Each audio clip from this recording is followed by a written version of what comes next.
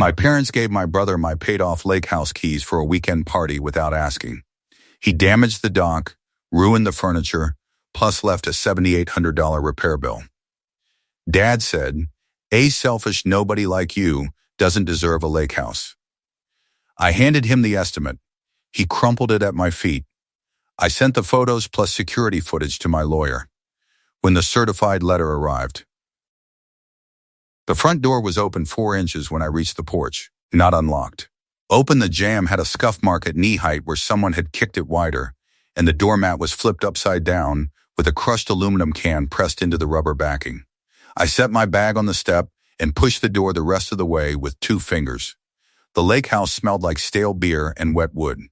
A couch cushion was face down on the kitchen floor, and the fabric had a brown ring soaked into it that was not there 5 days ago. I stood in the doorway and let the room assemble itself.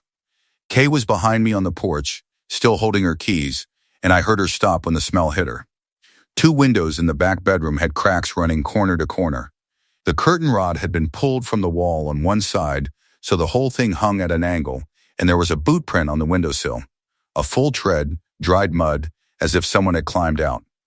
I walked through the kitchen. The shelves I had carved from cedar 3 summers ago had boot prints on the second shelf, heel marks ground into the wood like someone had stood on them to reach the cabinet above. The table I refinished over 2 weekends, sanding the surface down to bare grain and sealing it with 4 coats of polyurethane, had 4 cigarette burns along the edge. Each one pressed into the grain deep enough that sanding would not reach them. Someone had used the table as an ashtray and not cared enough to use the tray that sat 6 inches away on the counter. Through the kitchen window, the dock was wrong. The center beam, the one I had replaced twice since my grandfather and I built the original when I was 16, had a crack running from the second post to the railing. The beam was hanging at an angle that meant the substructure had shifted underneath, and from inside the kitchen I could see it was not a surface crack. It went through. I walked to the mantel. The duck decoy was on the floor. Its head had separated from the body at the neck joint, and a beer bottle cap was wedged into the groove where the dark grain ring meets the lighter wood. My grandfather and I carved that decoy together the same summer we built the dock. I was 16. He held the block while I worked the knife, and when the head came out lopsided, he said that was fine, because real ducks are not symmetrical either. We spent 3 afternoons on it, sitting on the dock planks with our backs against the post, the lake flat behind us. 21 years on the mantel. I picked it up with both hands. The bottle cap fell out and rolled under the couch. Kay came through the back door. She had been standing on the dock for 2 minutes, and her face was tight in a way I had only seen once before. The night her father called about the flood in their basement. "The railing is loose," she said. "The whole section wobbles when you lean on it, and the cleat is bent sideways, like someone tied a boat to it and drove away." She set her hands on the counter and looked at the cigarette burns on the table. "Rowan, the scorch marks on the dock planks. They built a fire directly on the wood. Not in the pit. On the boards." "How many people does it take to crack a dock beam?" I said. "More than 2, she said. "This was not your brother sitting here alone with a 6-pack. This was a crowd." I sat at the kitchen table with the cigarette burns under my forearm, opened my laptop, and logged into the security camera system I had installed 2 years ago. 4 cameras, front porch, back porch, driveway, dock. I pulled up the motion history and filtered by date. The first entry was dated 4 months ago. 22 people on the property. Nash's black truck in the driveway, backed in, tailgate down. Music visible through the vibration of the porch railing on the front camera. The timestamp ran from 7:14 p.m. to 2:47 a.m. I watched someone carry a speaker to the dock at 8:03 p.m. and someone else drag a cooler across the kitchen floor at 11:17 p.m., leaving a white scrape on the wood I had sealed myself. I scrolled down. A second date, 3 weeks later. A third. A fourth. A fifth. 6 entries. 6 dates over 4 months.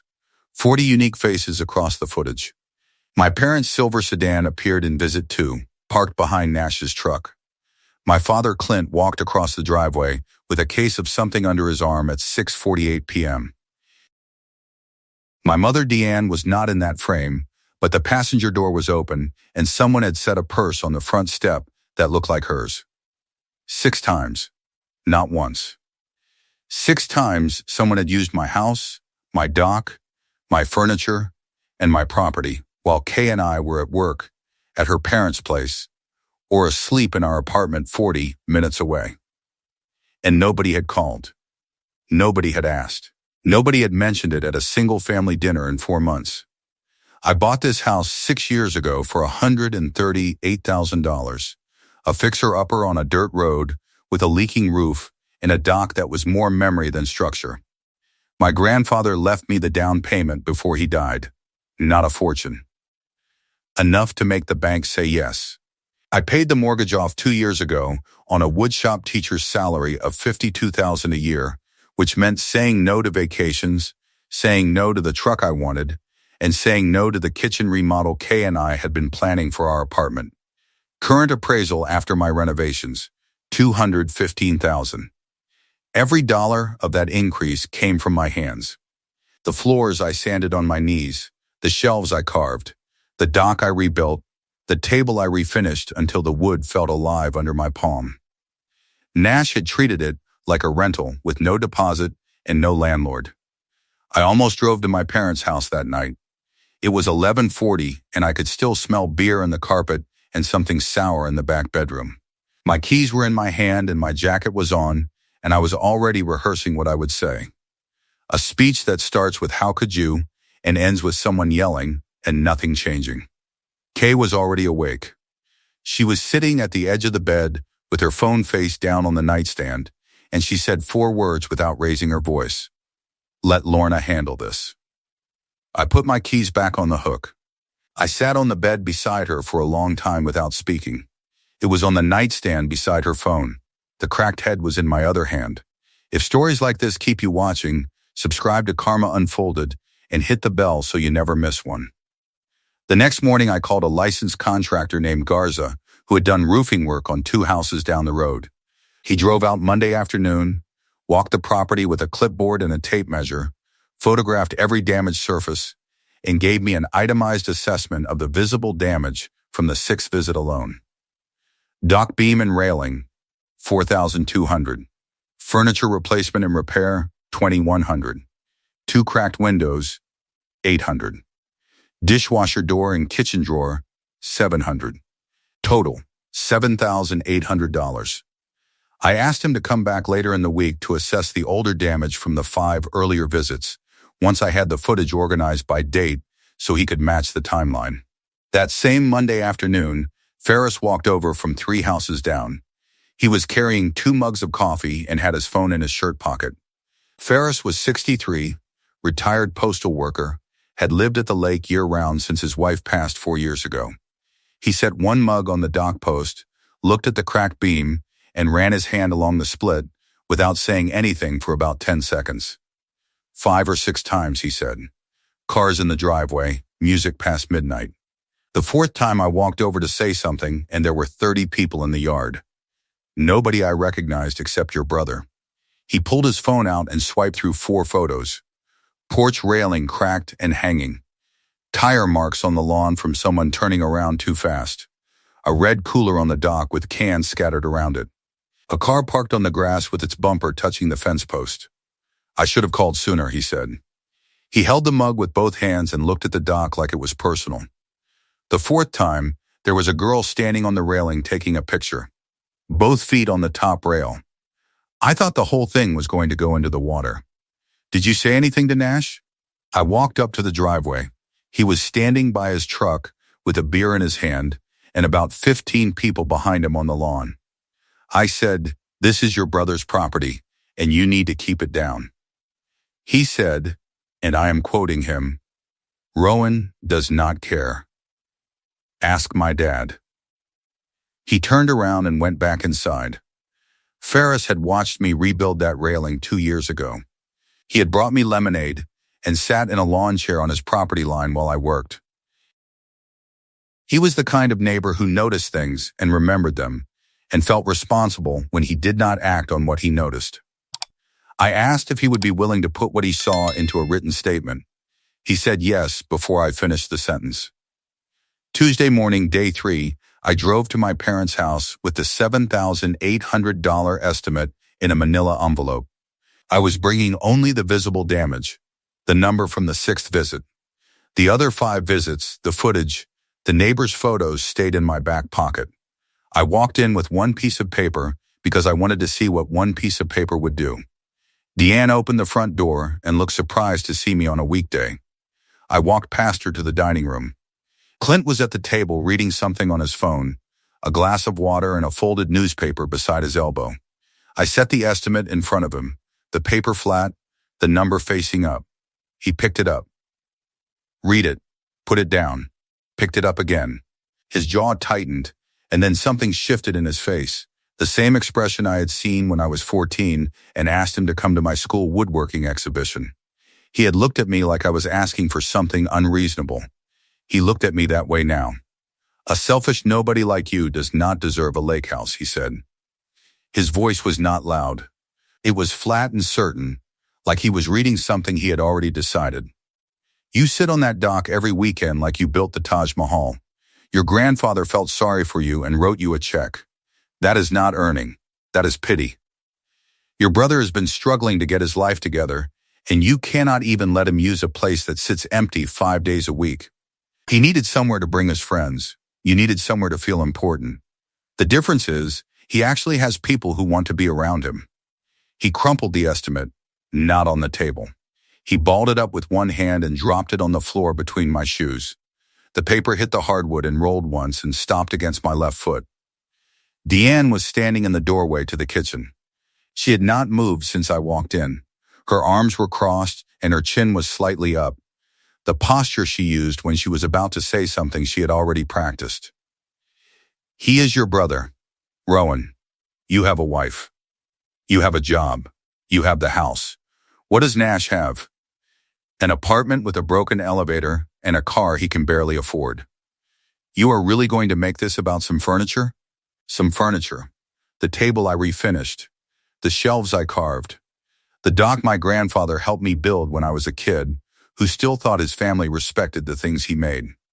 Some furniture. I did not raise my voice. I bent down, picked up the crumpled estimate, and folded it once along the original crease. Put it in my back pocket.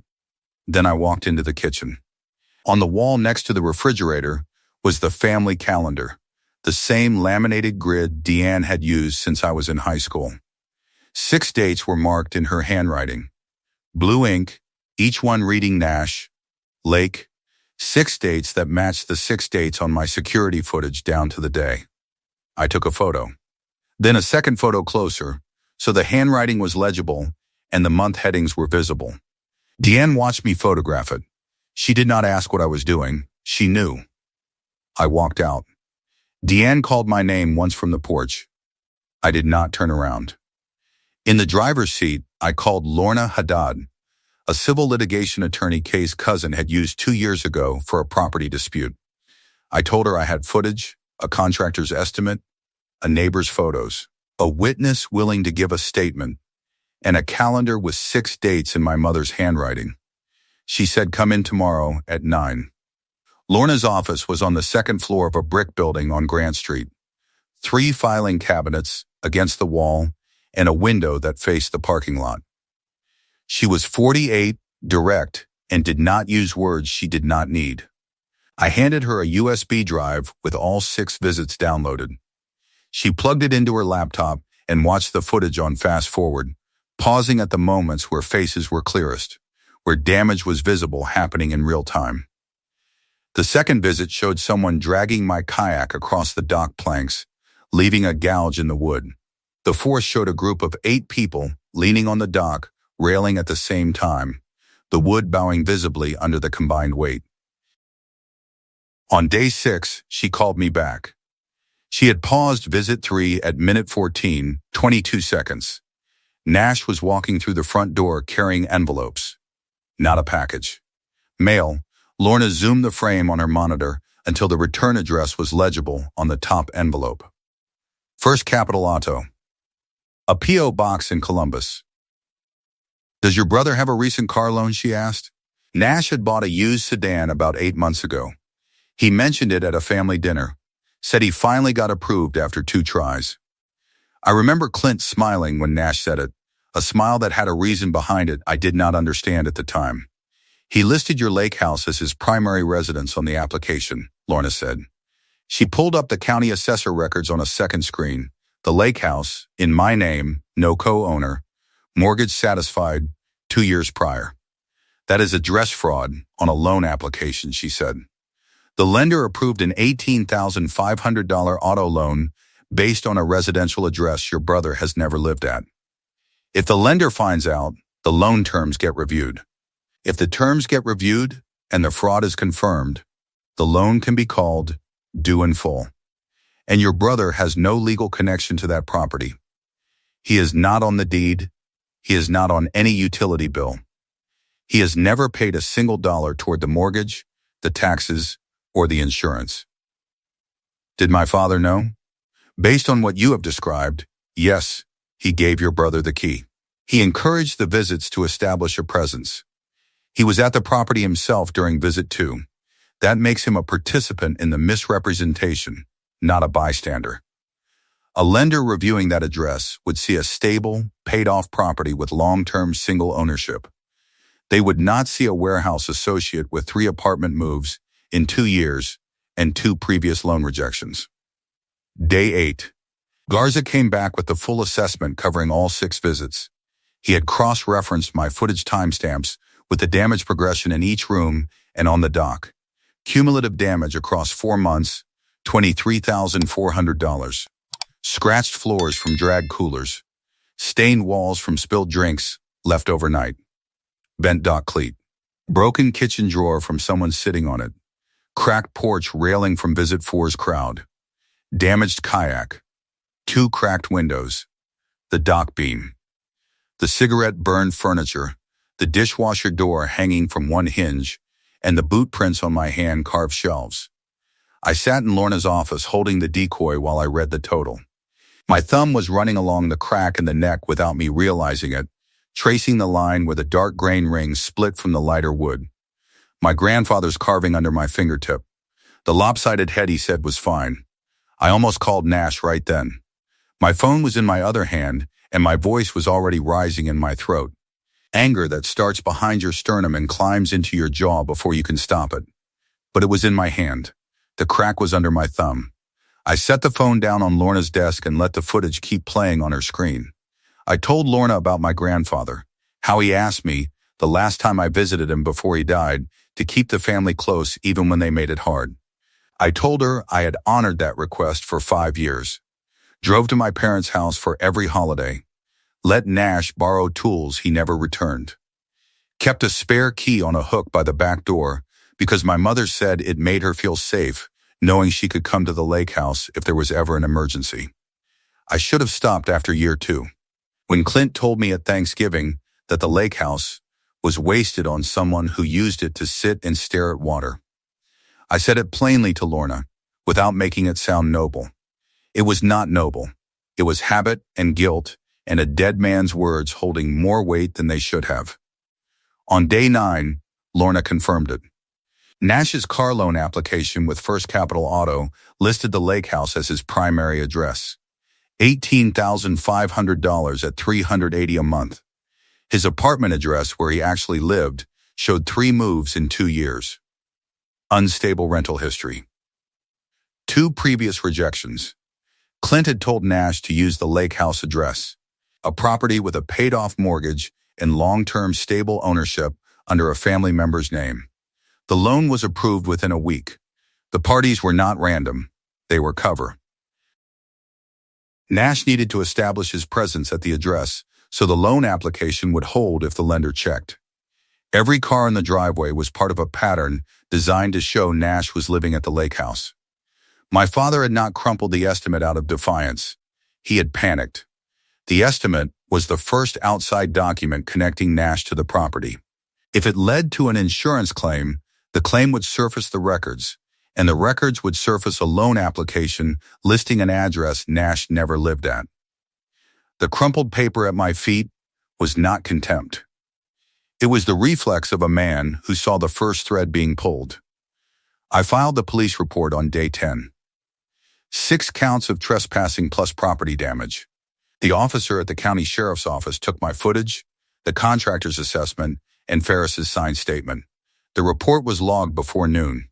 Lorna had advised that the civil path would move faster and hit harder, and the police report was the foundation for both. On day 11, Lorna prepared the certified letter. 3 copies, 3 names, Nash, Clint, Deanne. Each letter contained a civil demand for $23,400 in cumulative property damage, notice of the trespassing complaint filed with the county sheriff, and a written warning that the car lender would be notified of the address discrepancy if the matter was not resolved within 30 days. A process server delivered all 3 that afternoon.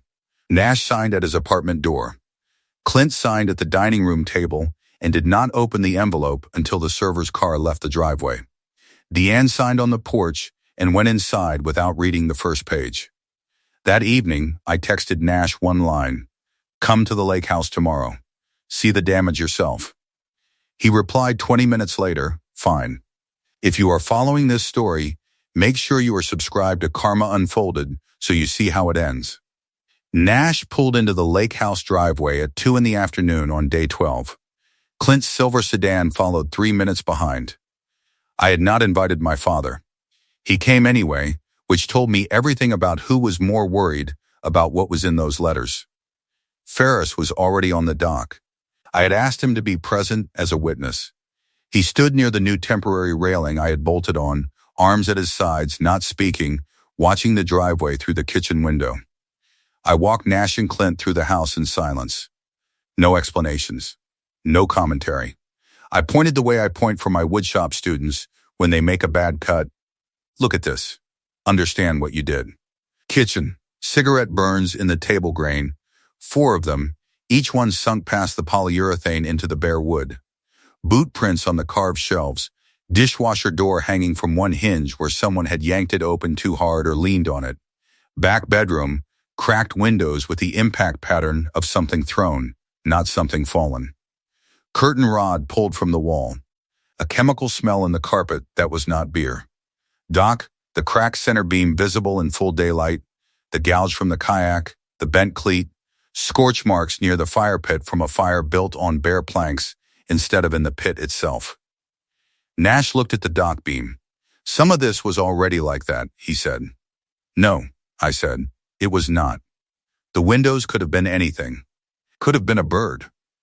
A bird does not leave an impact pattern from the inside of a room."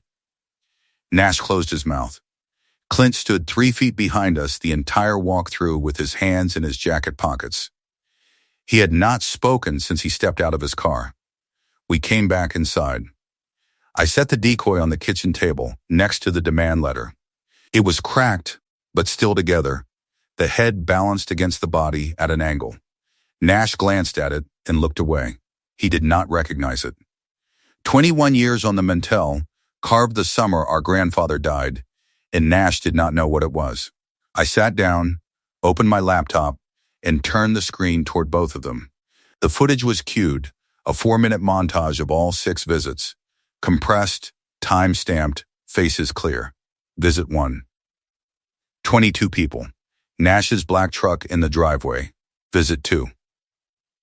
30 guests.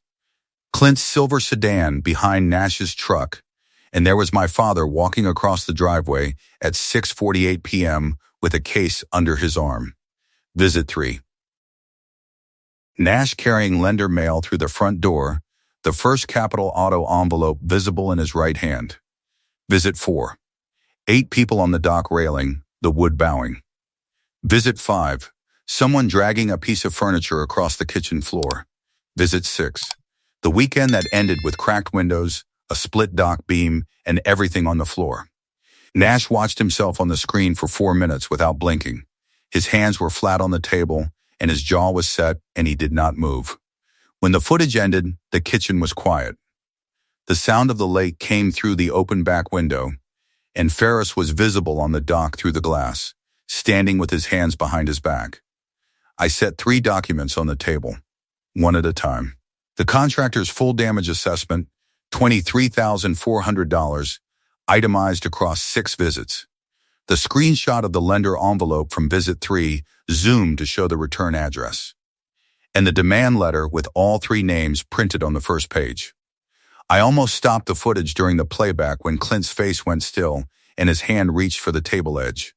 Through the window, Ferris was standing on the dock in the same spot where I had stood with my grandfather when we finished the original build. He had seen the damage the morning after visit 4. He had taken photos before I asked him to. He did not need to hear the audio from inside. His presence on the dock, visible through the glass, was steady, and it was enough. I let the footage play to the end. Then I spoke. One time. One concentrated burst. My voice stayed level, and my hands stayed flat on the table. I looked at both of them across the kitchen table that I had refinished with my own hands and that now had 4 cigarette burns in the grain, and I said everything I had to say. 6 visits in 4 months. I counted them on the footage. 40 guests across 6 weekends. The dock I built with my grandfather has a crack through the center beam. That is vandalism. The furniture I refinished by hand has cigarette burns and beer stains in the grain. That is destruction of property. My lake house address was used on a car loan application I never authorized and never saw. That is fraud. Dad, you gave him the keys. You told him to use my address. You crumpled the repair estimate and called me a selfish nobody. Mom wrote Nash's visits on the kitchen calendar and never called me once. She knew. He knew. You both helped. My attorney has every frame of footage, every contractor receipt, and a copy of that loan application. The police report was filed last Wednesday. The certified demand letter names all 3 of you. $23,400. 30 days. Nash's mouth stayed closed. His hands had not moved from the table.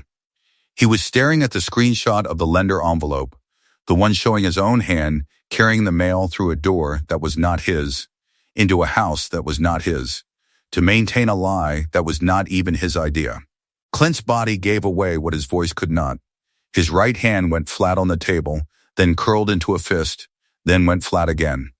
His jaw worked side to side twice, and the muscle in his cheek pulsed visibly. He leaned back, then forward, then stopped in a position that was neither sitting nor standing. His eyes dropped to the crumpled estimate I had pulled from my back pocket and placed beside the demand letter, the old paper and the new one, side by side. The one he dropped at my feet and the one that arrived by certified mail. You called me a selfish nobody, I said.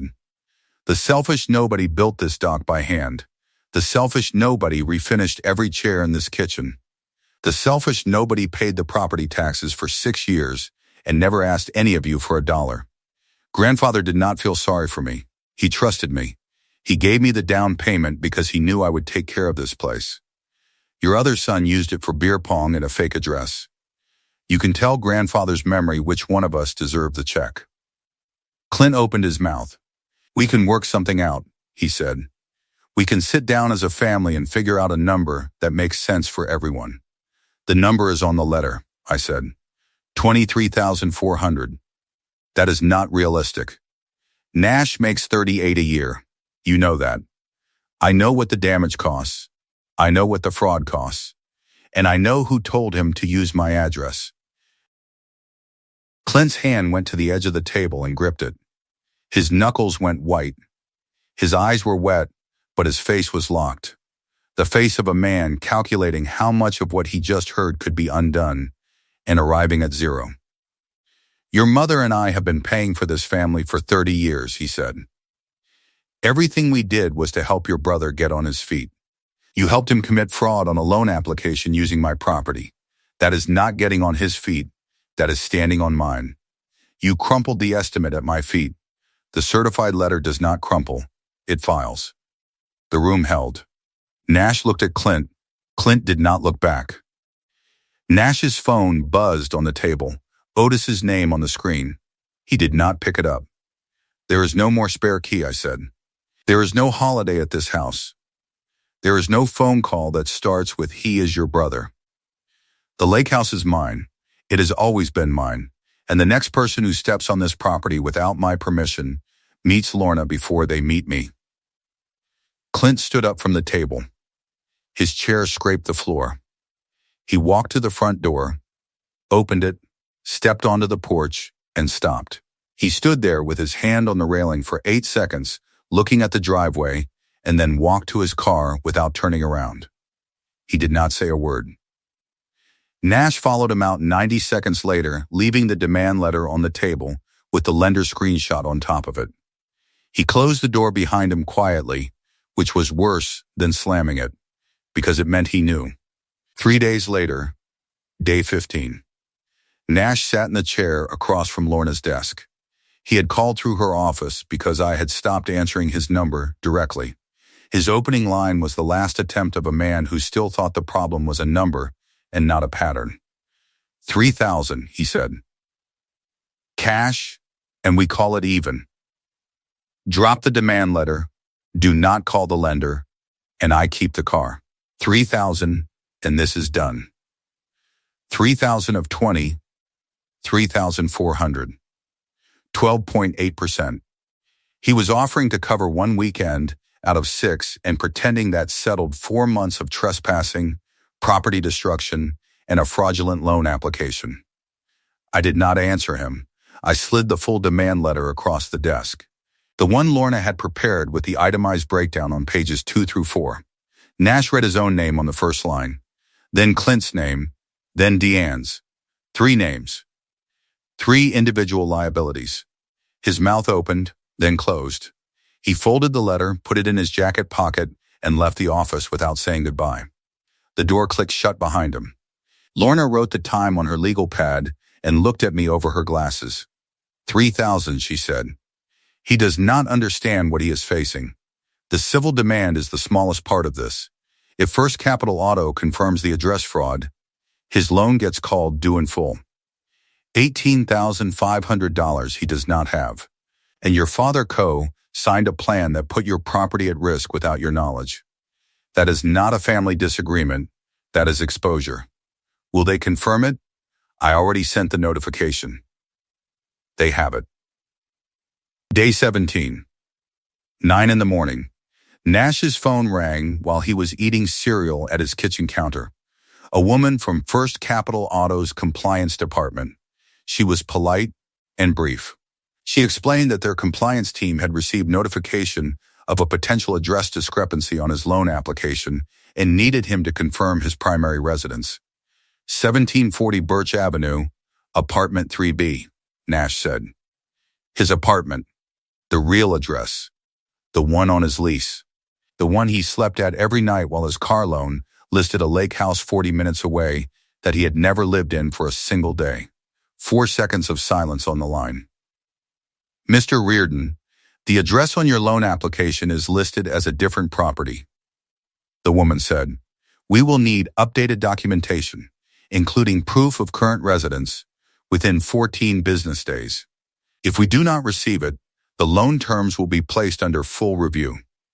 What does full review mean? Nash asked. It means the terms of the loan may be renegotiated or the balance may be called due, depending on the outcome of the review. She thanked him for his time and disconnected. Nash set the phone on the counter. He opened his banking app. $1,200 in checking. Car payment, $380. Due Friday. His annual salary at the warehouse was $38,000 before taxes. The demand letter on his kitchen counter, the one he had taken from Lorna's office, was for $23,400. His car loan was under compliance review. He sat on the edge of his bed without moving for 6 minutes. The math was simple. The math did not change no matter how long he sat there. Day 22. A bar on 5th Street, 2 booths from the window, a basketball game on the screen above the bar that neither of them watched.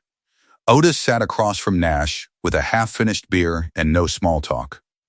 Lorna had contacted Otis the week before requesting a witness statement about the parties at the lake house. Otis had been at 3 of the 6 visits. He knew the layout, the volume, the damage, and the fact that nobody had asked Rowan. I told you in June to stop using that house, Otis said. His voice was level. You laughed. You said he would never find out. He was not supposed to have cameras, Nash said. That is your answer? He was not supposed to catch you? I am saying it got out of hand. It got out of hand 4 months ago.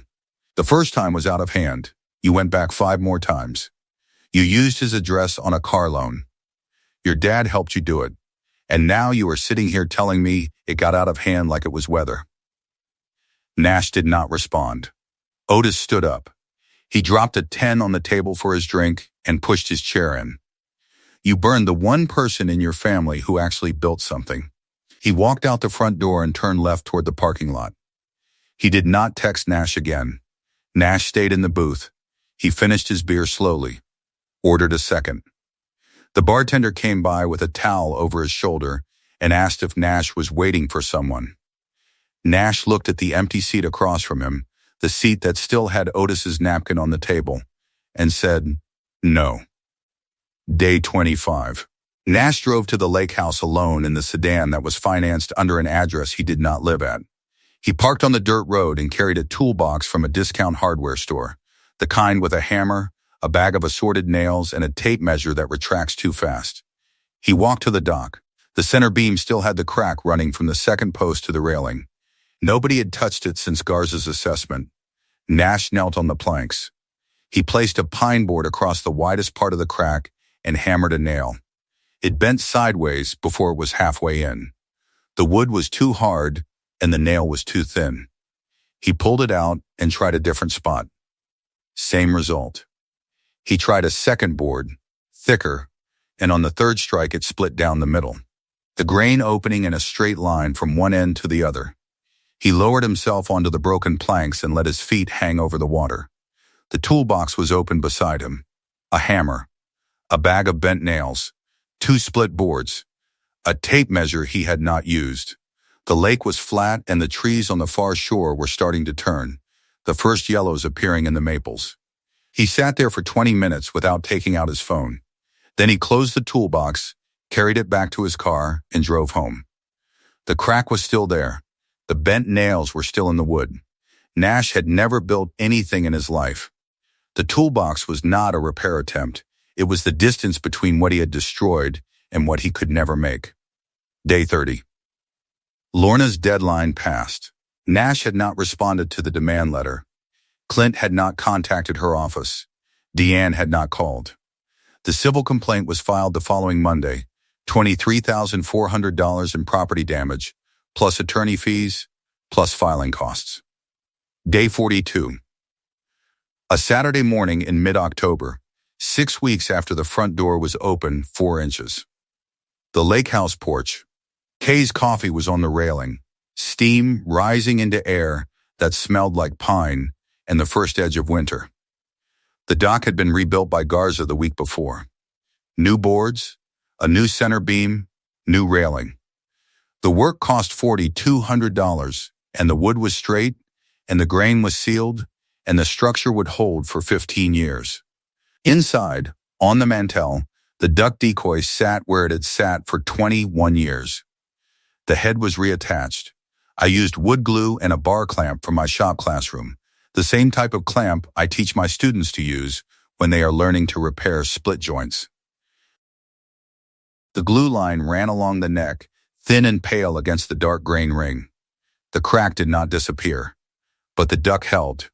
It sat level on the mantel, and when I looked at it, I did not see the bottle cap or the beer-stained floor or Nash's face on the security footage.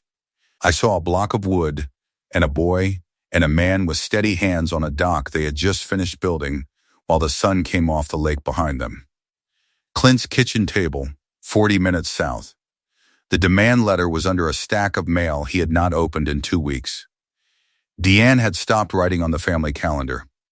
There were no dates for October, no blue ink, no Nash Lake. Nash's car payment was due Friday.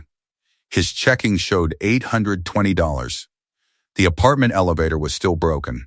His toolbox was in the trunk from the dock visit, and he had not opened it since.